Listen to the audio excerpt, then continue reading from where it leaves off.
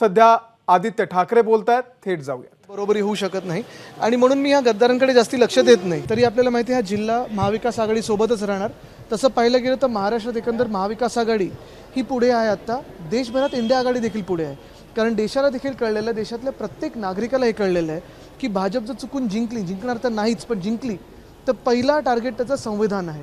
भाजपला संविधान बदलायचं आहे, काल परवाकडे पण बोललेत कशासाठी बदलायचं आहे आणि मला वाटतं हे सगळ्यांना माहिती आहे। दुसरं म्हणजे त्यांना लोकशाही संपून टाकायची अधिकृतपणे, तर ते आम्ही होऊ देणार नाही। खरं तर या ठिकाणी महाविकास आघाडीकडून निवडणुकीच्या रिंगणात आहेत आणि अशा परिस्थितीमध्ये स्वतः नरेंद्र मोदी त्यांच्या विरोधातील उमेदवारासाठी मला वाटतं एक आपण पाहिलं असेल स्वतः म्हणजे महाराजांच्या विरुद्ध प्रचार इथे करणं किंवा एकंदर आपण पाहिलं असेल भाजपचा महाराष्ट्र द्वेष हा एकंदर देशासमोर आलेला आहे। काल परवाकडे पण आपण पाहिलं असेल, पहिलं गुजरातमधली कांदा निर्यात बंदी हटवली आणि मग सर्वत्र जी काही थोडीफार करायचं होतं ते केलं, पण त्याच्यात पण 48 तास घालवले। म्हणजे सगळं काही आहे ते गुजरातसाठी चाललं आहे। मग आमचा महाराष्ट्र कुठे आहे? आम्ही या देशाचे भाग नाही आहोत का?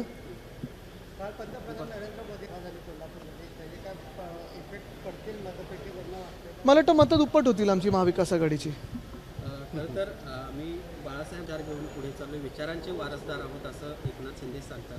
मात्र दुसऱ्या बाजूला त्यांचेच इथले उमेदवार शाहू महाराजांच्या अस्तित्वावर प्रश्न काय जे गद्दार गुजरात गुवाहाटी आणि गोव्याला जाऊन पळतात आणि टेबलावर जाऊन नाचतात, ह्यांनी माझ्या आजोबांचं नाव घेणं देखील मला वाटतं काही बरोबरी होऊ शकत नाही आणि म्हणून मी ह्या गद्दारांकडे जास्ती लक्ष देत नाही।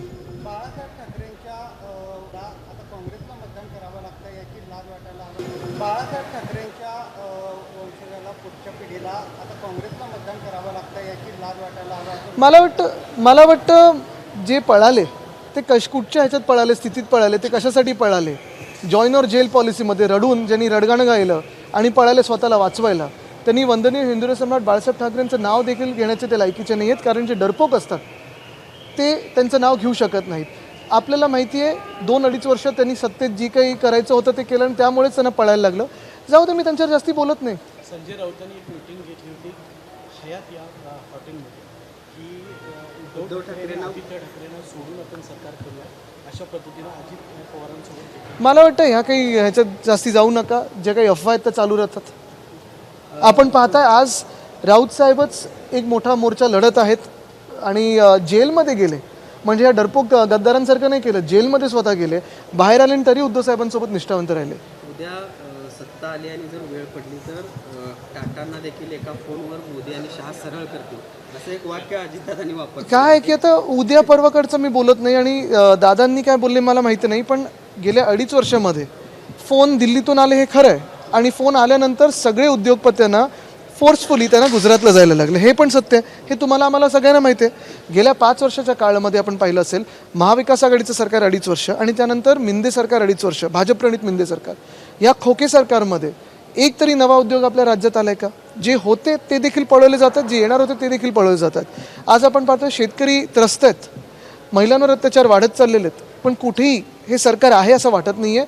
नुसतं देणं घेणं, वाटाघाटी, खोके ह्याच्यातच व्यस्त आहे। मुख्यमंत्र्यांना या कोल्हापूरमध्ये आता हेच तुम्ही मला वाटतं भाषण म्हणून दाखवाल। नाही या असं वाटतंय, पण ह्या ज्या वेळी ते कोल्हापूरमध्ये अलीकडे येत आहेत त्यावेळी एक वाक्य वापरतात, तो एक उदाहरण सांगतायत की 26 जुलैच्या पुराच्या काळामध्ये बाळासाहेबांना मातोश्रीवर ठेवून बघा, खोटाड्यांकडे लक्ष देऊ नका। दुसरी गोष्ट म्हणजे पहिली ही मला माहिती पाहिजे, एक काही कोणतरी गद्दार गँगमधलाच माणूस होता, आमच्यातून तिथे फुटून गेल्यानंतर एका व्यक्तीच्या घरात घुसून त्यांनी महिलेवर हात उचलला होता, आईवडिलांवर हात उचलला होता, व्हिडिओ देखील आला होता, आपण देखील चालवलं होतं। तो निर्लज्ज माणूस अजूनही बाहेर फिरतोय का? हे घटना बाहेर मुख्यमंत्र्यांची हिंमत आहे का लाथ मारून यांना गेट आउट सांगण्याची? नाही आहे, हे असे सगळे घाणेरडी लोक घेऊन फिरतात।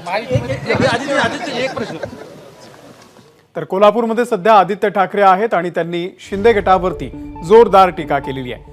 गद्दारांकडे जास्त लक्ष देण्याची गरज नाही असं आदित्य ठाकरे यांनी म्हटलेलं आहे। एबीपी माझा, उघडा डोळे बघा नीट।